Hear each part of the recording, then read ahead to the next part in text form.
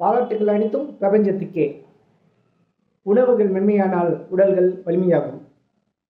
இந்த அருமையான காணொலியில் உலக மக்கள் அனைவரையும் ஆரோக்கியத்தின் மேம்பாட்டத்துக்கு ஒரு முக்கியமான பங்களிக்கும் வகையில் இந்த வீடியோ இருக்க போது, இந்த வாய்ப்பை எனக்கு கொடுத்த என்னுடைய பிரபஞ்சத்துக்கு மனமார்ந்த மகிழ்ச்சி கலந்த நன்றி. சரி,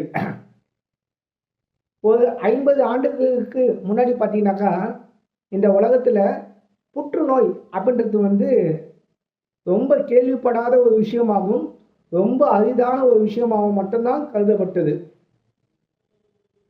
அது மட்டும் இல்லாமல் கவர்மெண்ட்டில் அதிகமாக குழந்தைகளை ஈண்டிருக்காதீங்க, மக்கள் தொகை ஜாஸ்தியாக இருக்குது, குழந்தைங்களை பெருக்க வைக்கும்போது அதுக்கான பொருளாதார நிலையத்தில் தள்ளப்படுறதுனால ஆண்கள் பெண்களுக்கெல்லாம் கருத்தடை சாதனம்ன்ற மாதிரி பலவிதமான விஷயங்கள் இருந்தது. 1990கள் மற்றும் அதற்கு முந்தைய மக்களுக்கு இதெல்லாம் தெரியும். ஆனால் இப்போது புற்றுநோய்ன்றது ரொம்ப ஈஸியாக எல்லாரும் கேள்விப்படக்கூடிய ஒரு பொருளாகவும், குழந்தையின்மை, மலட்டுத்தன்மை, கர்ப்பப்பையில் கட்டிகள், சர்க்கரை வியாதி, பிபி, கொலஸ்ட்ரால், தைராய்டு, எண்ணற்ற நோய்கள், எண்ணில் அடங்கா அனைத்து நோய்களுக்கும் மாடர்ன் மெடிசன் ஆங்கில பெயர்களை வைத்து அலங்கரிக்கிறது. சரியான தீர்வை மக்களுக்கு சொல்ல மறுக்கிறது. நோய்களுக்கு புது புது அழகான செல்ல பெயராக ஆங்கில பெயரை சூடி வச்சிருக்காங்க. அவங்களுடைய ஸ்டைலான பேரில் HSV, CMP, DPHA, VDRL, cancer, cholesterol, hernia, இந்த மாதிரி எண்ணற்ற அழகான ஸ்டைலான பெயர் வச்சுருக்காங்க. எப்படி பண்ணால் நோய் குணம் ஆகும், நோய் குணம் ஆகிறதுக்கு என்னென்ன முறையில் விஷயத்தை பண்ணலாம்னு சொல்லிட்டு ஆங்கில மருத்துவமும் சொல்லலை, நம்முடைய அரசும் சொல்லலை. என்ன பண்ணுறாங்க, ஒயின் ஷாப்பு, தப்பாக சொல்லிட்டேன், ஒயின்ன்றது மருந்து, மது பானம்ன்றது, மதுனாக்கா இனிப்பு, பானம்னா ஜூஸு, பழரசம்ன்ற பெயரை சாராயத்துக்கு வச்சுக்கிட்டு ஊரா ஒயின் ஷாப் சாராய கடையை பிராண்டடோடு விற்கிறாங்க. தம் அடிக்கிறதுக்கு வித்தியாசமான பெயர்களை வச்சு சிகரெட்டு பிஸ்னஸ் நடக்குது, சாராய பிஸ்னஸ் நடக்குது, கஞ்சா பிஸ்னஸ் நடக்குது, எண்ணற்ற பிஸ்னஸ் நம்முடைய அரசு, மாண்புமிகும் நல்ல அரசு நடத்துது. சரி, மனித உடல் எப்படி நோய்களால் சிதைவடிக்கப்படுகிறது, எப்படி நோயால் நம்ம தற்காத்து வெளியே வந்துடலாம் அப்படின்றத நம்ம யோசிக்கணும்னாக்கா நம்ம என்ன பண்ணணும்னாக்கா, அப்படியே இப்போ 2024 கட் பண்ணிட்டு மனிதன் தோன்றிய ஆதி மனிதன் பக்கம் போனீங்கன்னாக்கா ரொம்ப ஈஸி.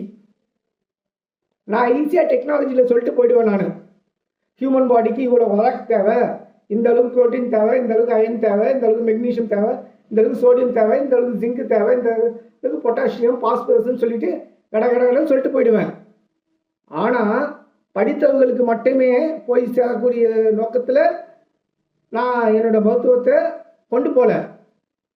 படிக்காத பாமகனுக்கும் மருத்துவம் போய் சேரணுன்ற ஒரு நோக்கத்துக்காக தான் பிரபஞ்சம் எனக்கு இந்த வாய்ப்பை கொடுக்க சொல்லி இருக்குது.